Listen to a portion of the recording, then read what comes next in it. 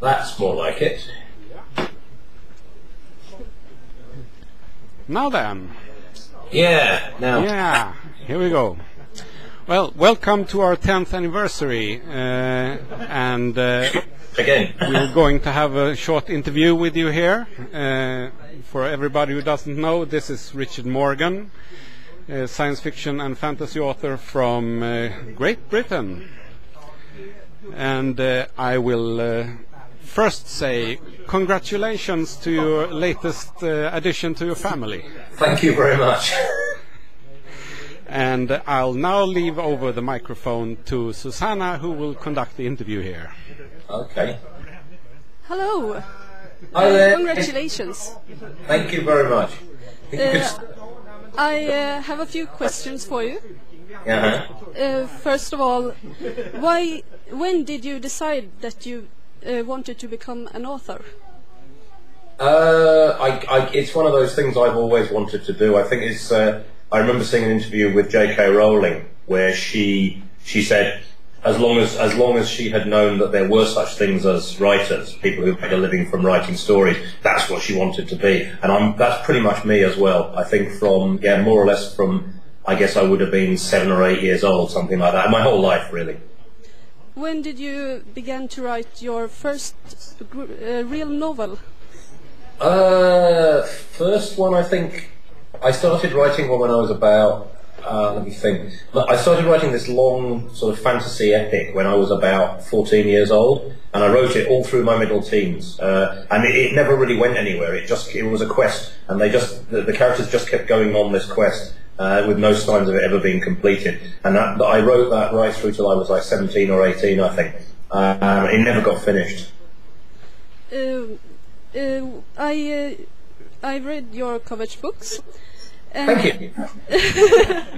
My pleasure. Why did you abandon the usual Wasp, white Anglo-Saxon Protestant concept for your hero? Was that a choice, or did it just happen? Well, it's interesting. It wasn't really a conscious choice. I mean, I never really gave it any thought. I came up, to be honest, what came first with Kovacs was the name. I had this character and I called him Takeshi Kovacs. It was only after I started to write I suddenly thought, you know what, I have to come up and explain why this guy has a Japanese first name and a Hungarian surname.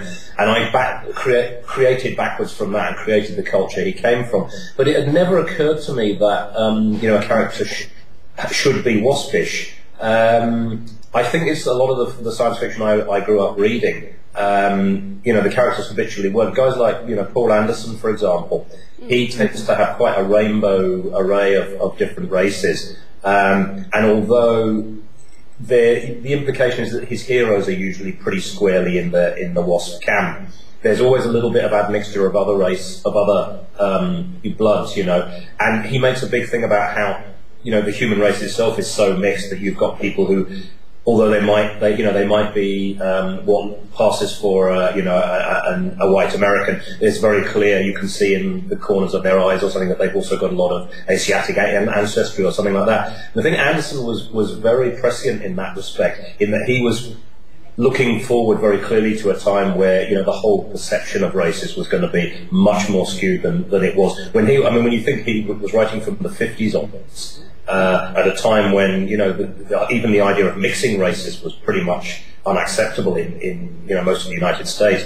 So he was very much ahead of his time in that respect. And since I'm a huge fan, I just sort of took that on without really thinking about it. Mm. In your coverage books, his persona is duplicated. Still, they managed to decide who's the real one. Then I wonder, what's your view on the nature of human consciousness? Well, that's just a brief question there. I don't necessarily draw a clear connection between the technologies and the science in the Kovacs books and what I believe to be really the case. I think on reflection, the idea of being able to download consciousness into a body, that looks like being an incredibly difficult thing to do. I'm not convinced we'll ever get that technology.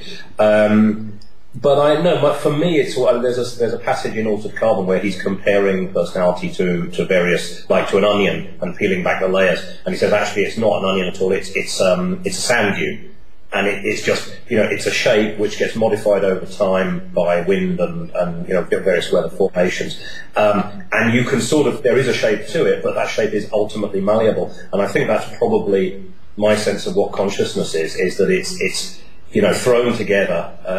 It's a trick of the mind, almost convincing itself that there is this personality, and it's a lot more ephemeral than I allow for in the Kovacs books. If I'm honest, I think I have to go with the existential issue. I think none of us really exist as we think we do. That sounds a bit scary, though. Well, it is scary, but only in the same way that the ground you walk on is mostly composed of empty space. But you don't worry about it because practicalities of living in a human world are that you can't see the space between atomic nuclei, so it doesn't affect you. And similarly, you can accept intellectually that maybe what you think of as you is actually just a confected trick that your mind pulls. But that doesn't matter because you're still you. So from your point of view, it's still valid. Don't think you have to be suicidal to accept that. What inspired you to leave film noir-esque science fiction for gay barbarian fantasy? Well, I don't think I've gone. I don't think I've really left it, and I haven't gone that far away. I like to think that the Ringgill books are pretty noirish in themselves, and it's really. It was just a case of there's a lot of fantasy around, and most of it I didn't really like very much, and I was kind of pinning down the things I didn't like, and thinking, I would really enjoy this if it weren't for this, and this. And what I realised is, the things that I object to, unfortunately, they're the things that make for bestsellers in fantasy. So, but I realised that what I enjoy is that very gritty underbelly angle on the human condition. And I thought, well, wouldn't it be nice if we could tell a fantasy story with magic and swords and all that stuff, but still keep that underbelly context? And of course, I'm far from the only or the first person to want to do that. But it seemed to me that was a worthy project, and also I think it's a bit hypocritical for me to constantly criticise the sort of the pastel shaded fantasy writers for what they do, and never put my money where my mouth is and actually say, well, okay, come on, show us the money. And it was really that. It was like I went to my editor and said to him, I've got these character sketches, what do you think? And he goes, yeah, sure, all right, do it. And so, you try and keep fresh, I think, when you're a writer, at least I do. And it seemed like a fun thing to do, something fresh, something different. But I'm hoping with Still Remains, and I hope with Cold Commands as well, these are very noirish books.